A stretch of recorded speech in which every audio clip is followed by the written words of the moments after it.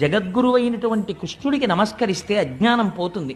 ఇక్కడే ఇప్పుడే రక్షిస్తాడు.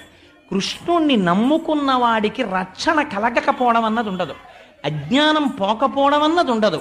ఆయన గురువై అజ్ఞానాన్ని పోగొడతాడు, ఈశ్వరుడై మీ కష్టాన్ని పోగొడతాడు, తండ్రి అయి మిమ్మల్ని కాపాడతాడు, తల్లి అయి మిమ్మల్ని ఆదుకుంటాడు.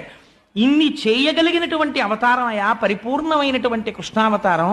కృష్ణావతారానికి సంబంధించినటువంటి ఒక విశేషాన్ని మీకు చెప్తాను వినండి అన్నాడు శౌనకాది మహర్షులతో సూతుడు అని ఒక విషయాన్ని వివరణ చేస్తున్నాడు.